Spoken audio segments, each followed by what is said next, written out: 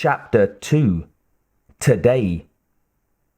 The swimmer delivery vehicle shot out of the Ohio-class submarine's torpedo tube and sliced its way through the sub-zero saltwater towards the dock. With no propulsion system, the device was silent and stealthy as it made its way within range of the destination. It didn't feel as cold as he had expected. The figure that clung to the SDV was dressed in a polythermal bodysuit, goggles, and scuba gear. The so-called sneaking suit protected him from the extreme temperature, but Dr. Hunter had told him that the shot she'd given him was also contributing to his comfort. Something about the hypodermic containing an anti-freezing peptide to keep the blood and other bodily fluids from turning to ice, which could easily happen in the waters of Alaska's Fox Archipelago. The Fox Islands were clustered in the Aleutian chain, just east of Samalga Pass and the Islands of Four Mountains group. They were notorious for being difficult to navigate because of recurring adverse weather conditions and an abundance of reefs. As a result, the submarine had to remain a significant distance out to sea, thus the need for what Campbell had called a surgical insemination. The man rode the SDV for nearly a nautical mile, at which point the missile's forward thrust began to decline. The trick was to guide the thing to make a soft landing on the rocky, icy ocean floor. Allowing the device to tilt slightly to the right or left not only could cause a dangerous collision, but could also alert the enemy's sonar to its location. The rider used both hands to keep the steering mechanism steady as the SDV slowed, drifted lower, and eventually speared over the icy bottom with a smooth thud. When it came to a stop, Solid Snake checked the codec and verified his GPS position, pushed away from the device, and swam towards the dock. Snake might have questioned the wisdom of keeping fit after he supposedly had retired. If he had only gained a few pounds and done nothing but sit and watch television, Campbell might have had second thoughts about his taking the job. The fact that Snake was in superb shape gave Campbell another excuse to think that his man was ready to come back to work, even though Snake had fled to the middle of nowhere trying to escape the life. But he was suddenly thankful that he was in excellent shape, for Snake encountered powerful currents that were preventing him from reaching ground. He struggled against them, staying focused, concentrating on the breathing and appropriate muscle groups he needed to get through this, the first of many hurdles he would have to overcome before accomplishing his goals. Eventually, he arrived at the dock several seconds ahead of schedule. He was glad to use them to rest and to get his bearings. Shadow Moses Island. I made it. Slowly and quietly, the man with the codename Solid Snake surfaced to his nose and peered at the platform. Floodlights illuminated the area, but the icy wind obscured much of the visibility in all directions. The cargo dock was empty, and so Snake took hold of a support and grasped it tightly. Like a salamander slipping across a stone, he climbed the support, slid onto the platform, and darted to the shadows at the side of a water filtration tank. He was out of sight there, so he removed his tank and flippers and laid them against the wall. That's it. Just a few moments to recharge. Wish I had a cigarette. Snake closed his eyes and began his relaxation exercises. In 60 seconds, he'd be like new. As part of his meditation, Snake sometimes allowed his mind to drift over the events of earlier hours. That helped put the mission into focus.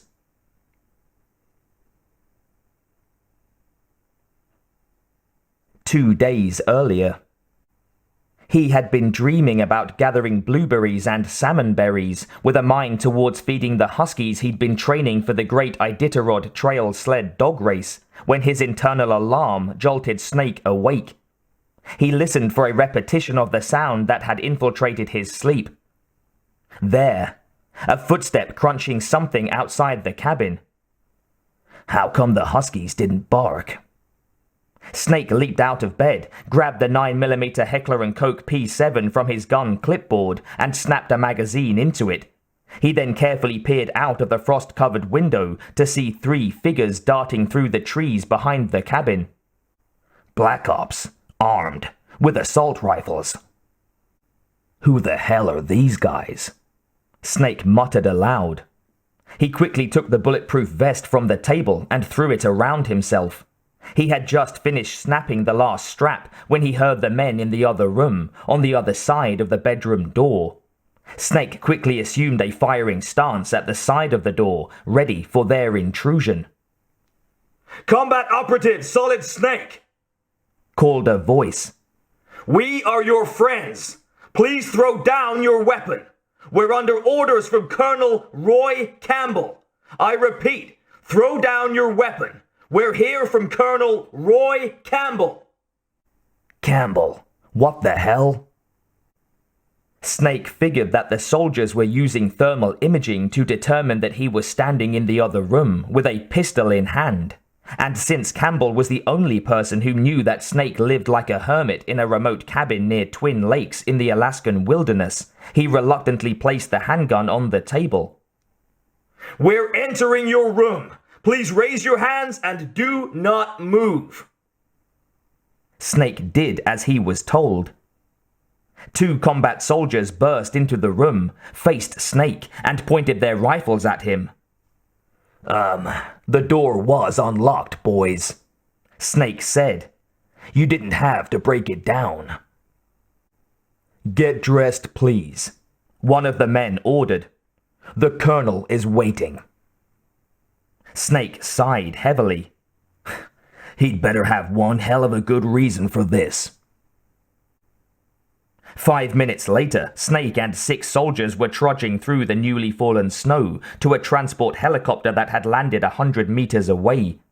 Snake figured he hadn't heard the chopper because the wind was strong that morning. A major storm was about to come through.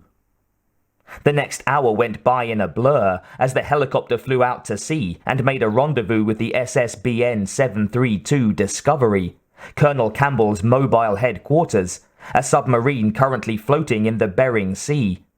The men escorted Snake through the bowels of the boat until he was placed in what appeared to be the medic's examination room. Snake was told to strip to his underwear as he needed to undergo some tests. "The hell I will," Snake grumbled. "You don't have a choice, soldier," one of the men replied. "Just do it." When they left him alone, Snake decided to play along. Perhaps they'd send in a pretty nurse to take care of him. It had been a while since he'd seen a female, much less touched one. After he had been sitting in his shorts for 15 minutes, he'd kept his beloved bandana on his head. One of the few men Snake called a friend entered the room. Since the officer had been the commander of Foxhound while Snake had been a member, the 2 men had forged a bond that had endured beyond Snake's self-imposed retirement. "Snake, you look well." Snake didn't want to say that the colonel appeared older. After all, the man was in his 60s. Colonel Campbell was well dressed, as usual, in his old Green Beret uniform, even though he was no longer part of that elite outfit. "Thanks, Colonel. You look stressed." Campbell shrugged. "Comes with the job." "You interrupted a very pleasant dream I was having about berries. This had better be good." "Sorry if the boys were a little rough, Snake. We need you. This isn't good, but it's big." "Colonel." "Snake, we've got a serious situation, and you're the only man who can get us out of it." "You know I'm retired from Foxhound, Colonel. I don't take orders anymore." "Let me tell you what's up, and maybe you'll change your mind. You know Foxhound splintered, and many of the next generation special forces banded together and became a renegade group of terrorists, for lack of a better word. Hell-bent on taking whatever they want and doing whatever they deem necessary to accomplish their goals." "I heard something about it." "Well, about 5 hours ago, our nuclear weapons disposal facility on Shadow Moses Island was attacked and captured by those renegades. led by members of Foxhound.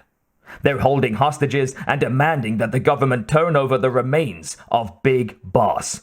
They say that if their demands are not met within 24 hours, they'll launch a nuke. A shadow passed over Snake's face at the mention of the name. Big Boss. Your father, yes. Snake frowned in confusion. Why do they want a corpse? A woman dressed in a white lab coat came into the room. She carried a hypodermic and was smiling. Snake found her attractive and guessed that she was in her late 20s. At last.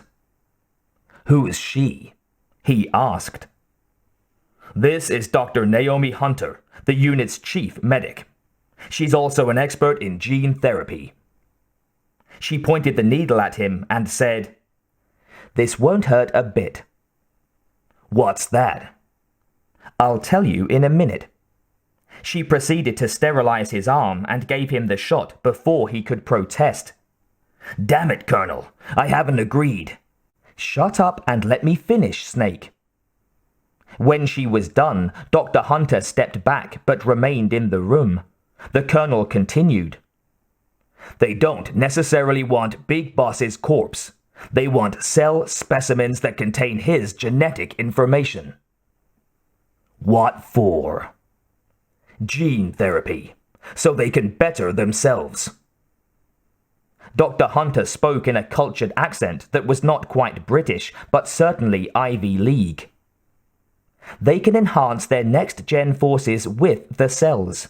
The military has been working towards identifying the genes that make what they hope to be perfect soldiers. Once the genes are identified, we can splice them into regular troops and then turn them into supermen. Yes. So far we've discovered about 60 of these soldier genes in Big Boss. Snake shook his head in disbelief. So his body was recovered after all. Campbell said, Yeah, his cells have remained frozen in a cryo chamber. His genomic information is, well, priceless. Priceless for the military, you mean? Snake, you can understand why we can't simply hand over his body. It's more valuable as a weapon than any WMD our enemies could threaten us with. Dr. Hunter added, His body was severely burned, but it was possible to restore his DNA profile from just a single strand of hair. Who are these terrorists? Snake asked. Dr. Hunter replied, They're calling themselves the Sons of Big Boss. Campbell continued, There are 6 hardened members of Foxhound, and there's some pretty rough characters. The guy in charge is Foxhound's squad leader. Campbell opened a large envelope marked classified and handed him photographs one by one as he mentioned the names. Snake blinked. Liquid Snake? Campbell nodded grimly. I'm afraid so. A man with the same codename as you. He looks just like me. Pretty shocking, huh? His skin tone is different. His hair is blonde and not black, but otherwise, you two do look alike, I must admit. Campbell turned away, not looking Snake in the eye. That's why we really need you for this mission. We believe you're the only person who can stand against him. Snake rubbed his eyes and tried to digest the information. Tell me what you know about him. He fought in the Gulf War as a teenager, the youngest person in the SAS. His job was to track down and destroy mobile Scud missile-launching platforms.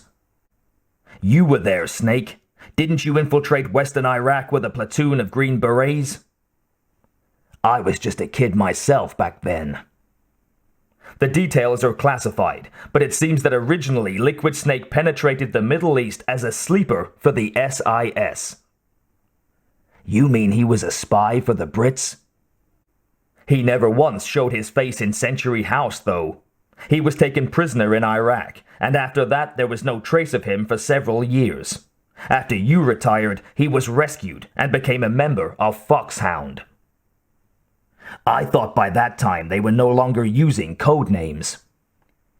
I don't know his real name, Campbell said.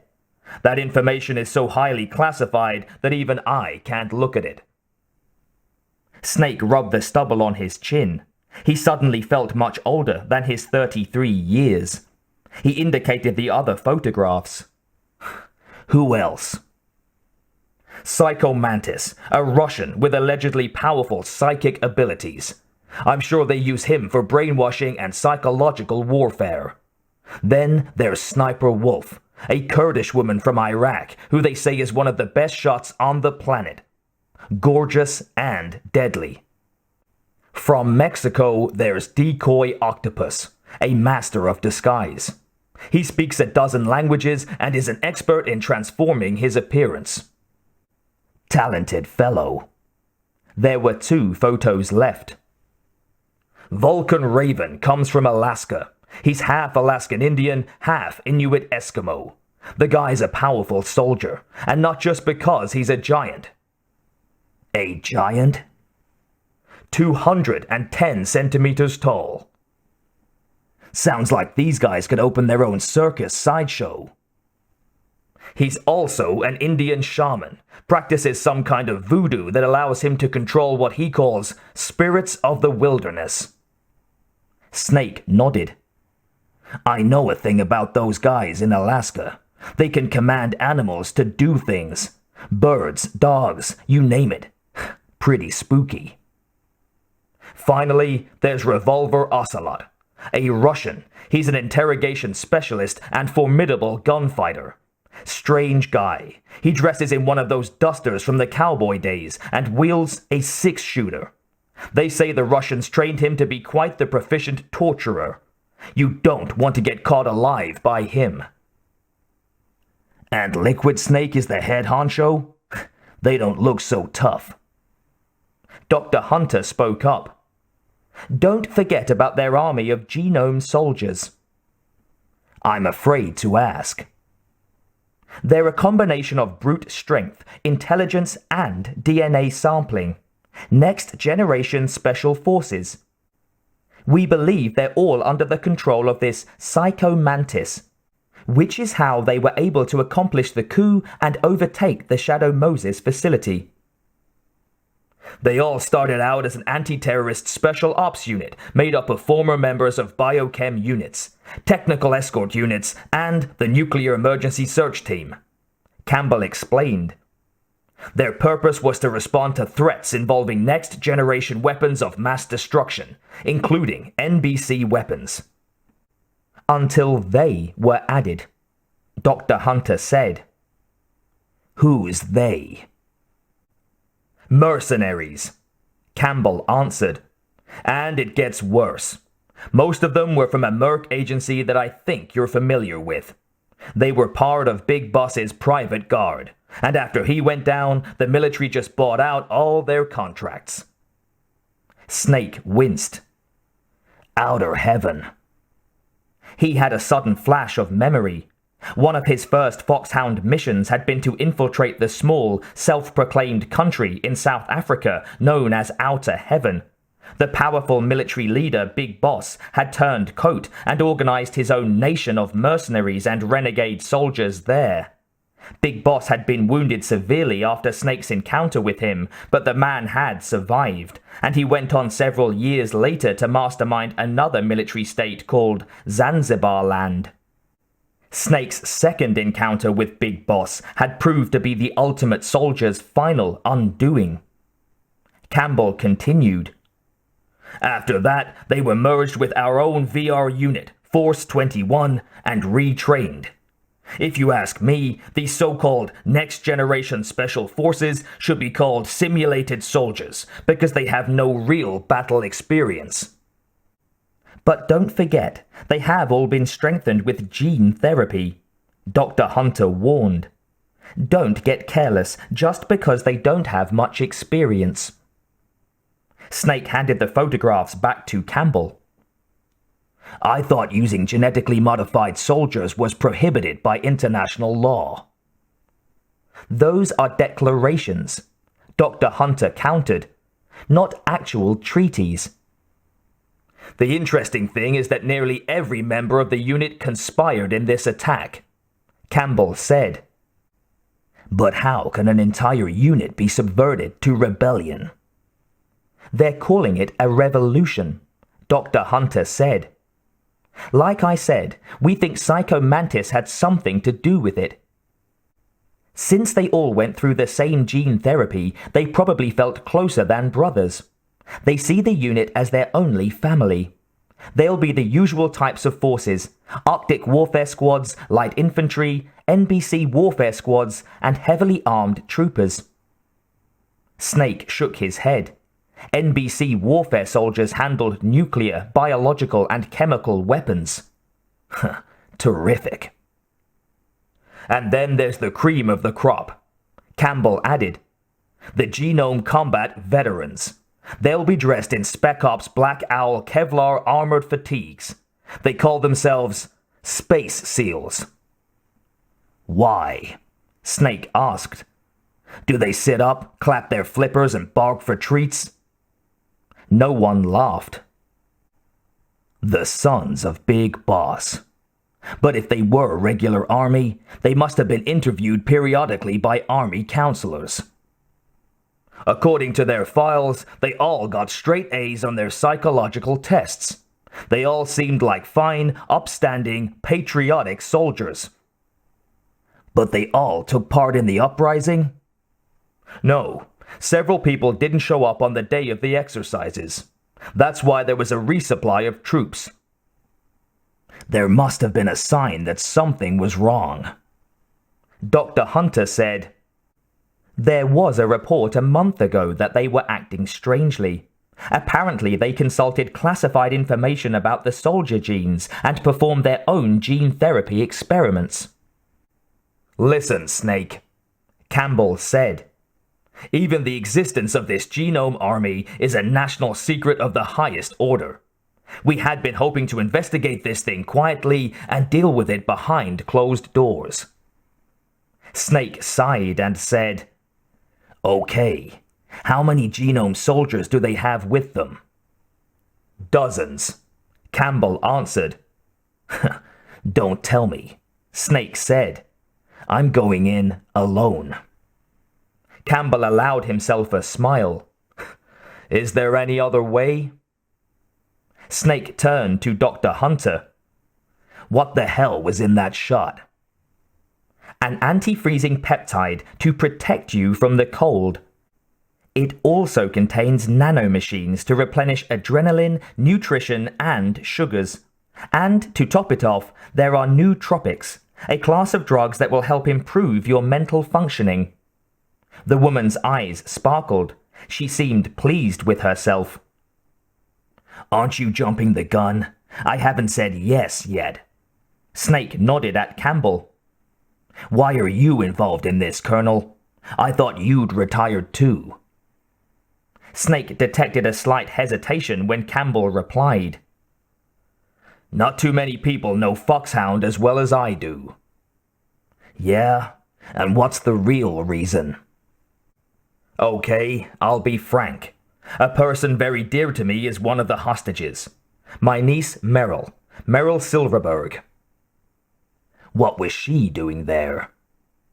She's one of us, an operative, although a very young and inexperienced one. She was assigned to the Shadow Moses facility as an intern, so to speak. When several of the base soldiers were reported missing, she was called in as an emergency replacement. No sooner had she arrived than the revolt occurred. Has she been in contact with you? No. We believe that either she's in hiding or she's a prisoner along with the other civilian employees there. I don't dare to think of the, other possibility. Snake narrowed his eyes at Campbell. Why would you allow someone so green to be sent there? It was her choice. She was my little brother's girl. He and Meryl's mother never married, so Meryl uses her mother's last name. My brother died in the Gulf War when she was 10 years old, and since then I've been watching after her. She's old enough to make her own decisions, although she's not even 20 yet. She's a good soldier, Snake. She's quite adept at hand weapons, and I think you'll find she's quite good at stealth. She knows her way around computers and electric circuitry as well. If you can find her, she could be a valuable ally once you're inside. Snake didn't particularly want a teenage girl as an ally, no matter how good she was at repairing burned-out wall outlets. He sighed again and asked, "What do I have to do?"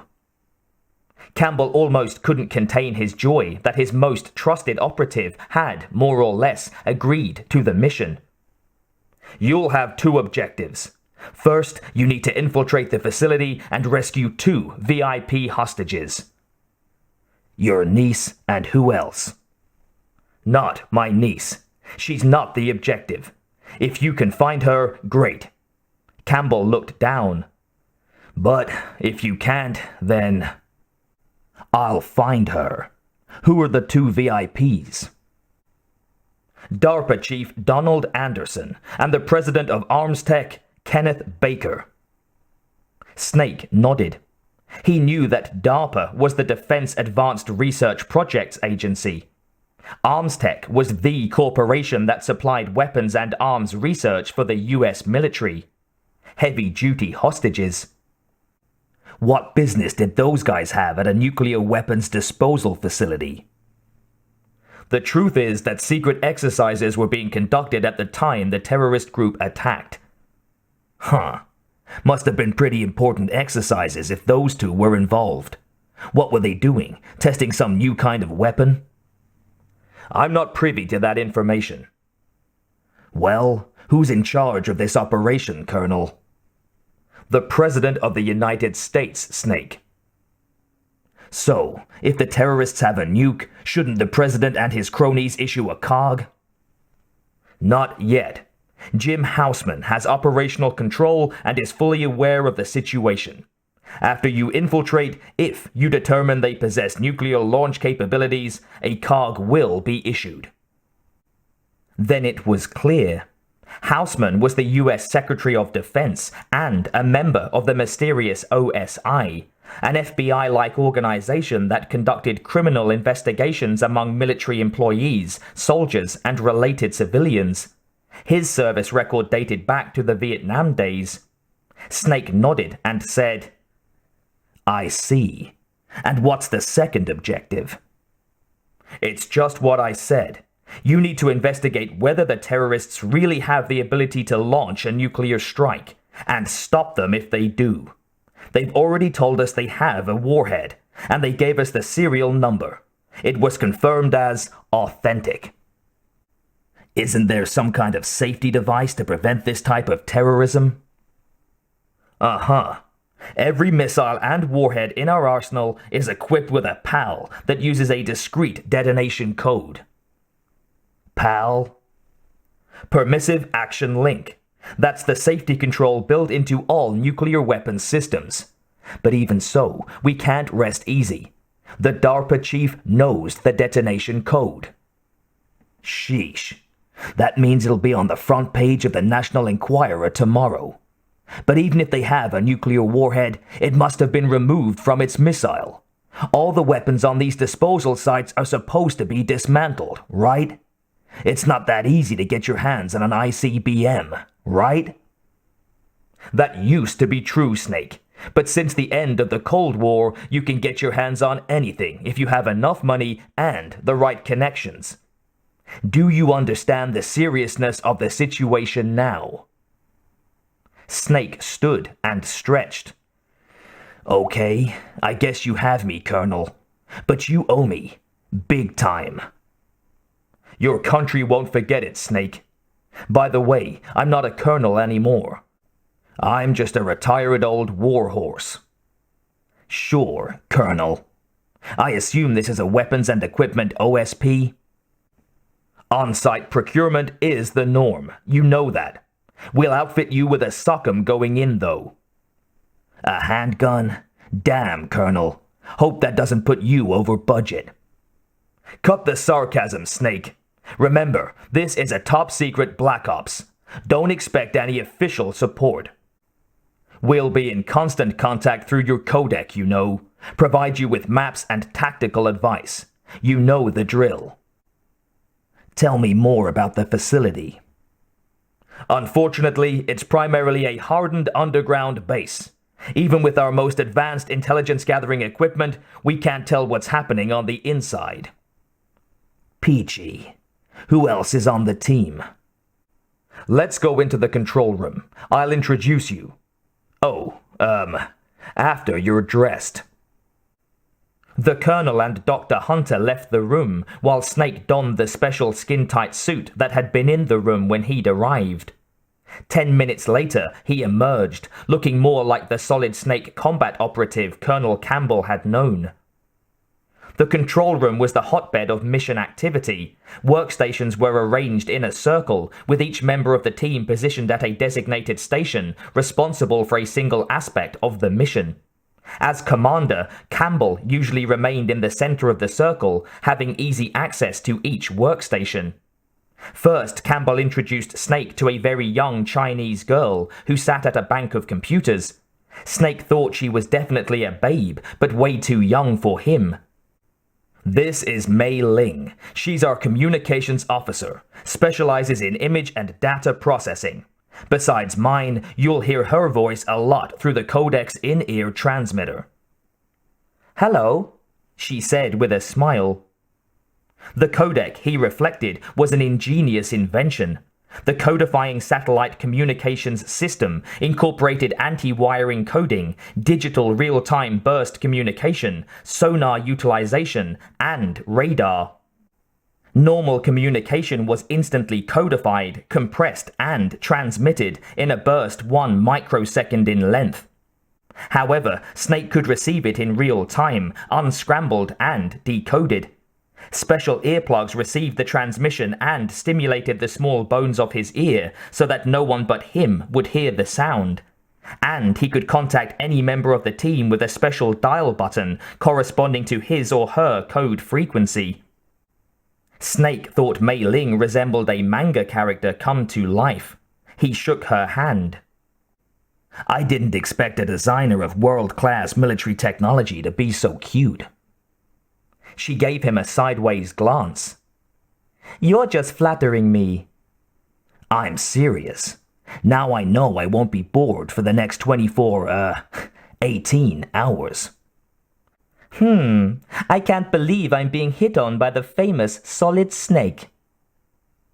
Campbell led Snake to another computer bank, switched on a monitor, and fiddled with a knob until the image of a woman in her 30s appeared on the screen. She had short blonde hair and an East European appearance. This is Nastasha Romanenko, our nuclear weapons expert. She analyzes military hardware and ordnance. She's your tech guru via Codex, Snake. I am so very glad to meet you, Snake, the woman said. Snake pinpointed the dialect. Ukrainian, he said. How did you know? I guessed. Is that where you are, Ukraine? No, I'm in sunny California, LA. Lucky you. Campbell continued. Dr. Hunter, you've already met. She'll be the medical officer on the mission. Did you know her grandfather was Hoover's assistant secretary in the FBI? Is that so? Snake asked.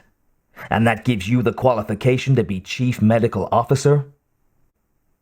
No, but remember, I've already seen you naked. Do I get a prize for that?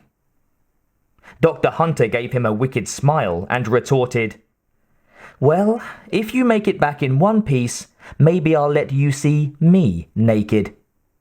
Whoa, Colonel, when do I start? Settle down, Snake. Do you have any questions? Real ones, that is.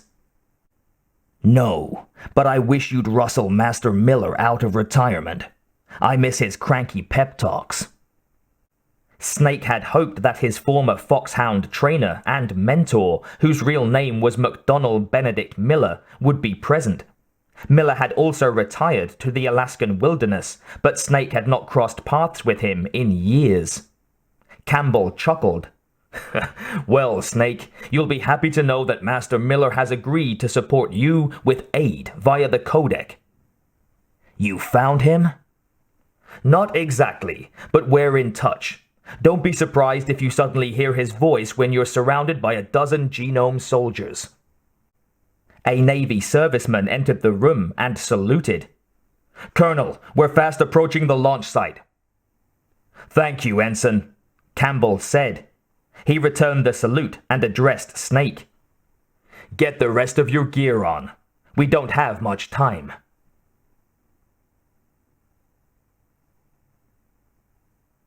Today.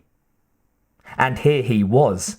Less than 12 hours earlier, he had been dreaming of huskies and berries.